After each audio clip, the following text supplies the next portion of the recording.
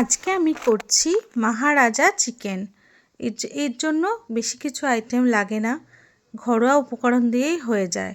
আর রান্নাটাও খুব দুর্দান্ত হয় খেতে। তোমরা বাড়িতে রেসিপিটা দেখে বাড়িতে ট্রাই করো, দেখবে খুব ভালো হয়।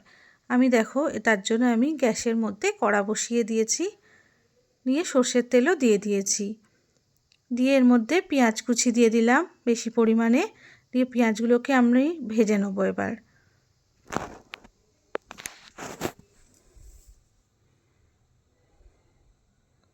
খুব সুন্দর করে ভাজার পর এবার আমি আদা রসুনের পেস্টটা এর মধ্যে দিয়ে দিলাম, দিয়ে আবারও ভালো করে এবার কষিয়ে নিচ্ছি।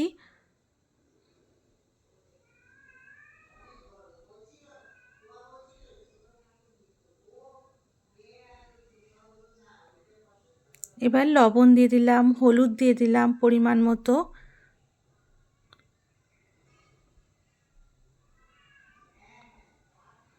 তারপর এবার আমি চিকেনগুলো দিয়ে দিচ্ছি এর মধ্যে, দিয়ে ভালো করে কষিয়ে নিচ্ছি।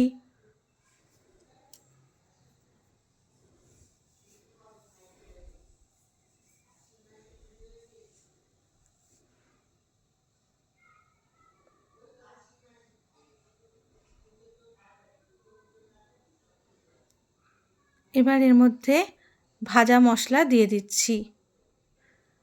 ভাজা মশলা মানে এর মধ্যে জিরের গুঁড়ো, গোটা জিরে, গোটা ধনে, তারপর গোটা গরম মশলা, তারপর তোমার কাজু বাদাম একসাথে গুঁড়ো করে এর মধ্যে দিয়ে দিয়েছিলাম। এবার আমি টক দইও এর মধ্যে দিয়ে দিলাম, টমেটো কুচি দিয়ে ভালো করে নেড়ে নিচ্ছি।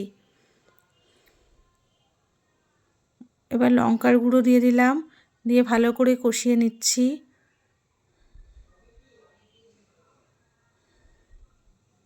এবার পরিমাণ মতো জল দিচ্ছি, জল দিয়েও ভালো করে মাংসটাকে নেড়ে নেব।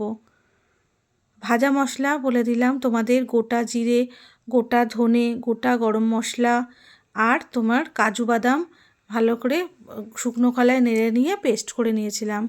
দেখো জল দিয়ে এবার আলুগুলো এর মধ্যে ভাজা আলু দিয়ে দিচ্ছি। আমি যেহেতু আলু ভালোবাসি তাই আলু দিয়েছি, তোমরা আলু ছাড়াও করতে পারো।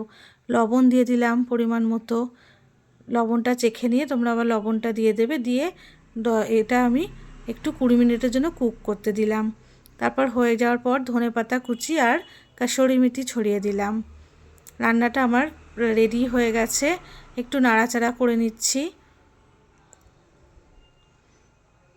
দেখো খুব সুন্দর হয় রান্নাটা, রেসিপিটা একবার খেয়ে দেখো। ভাতের সাথেও যেমন ভালো লাগে, ফ্রাইড রাইস, তারপর তোমার নান, পরোটা সবার সাথে ভালো লাগবে। দেখেছো কি সুন্দর কালারফুল হয়েছে রেসিপিটা, খুব সুন্দর হয়। তোমরা বাড়িতে ট্রাই করো রেসিপিটা, আমাকে লিখতে ভুলো না কেমন হয়েছে। টাটা বাই সকলকে।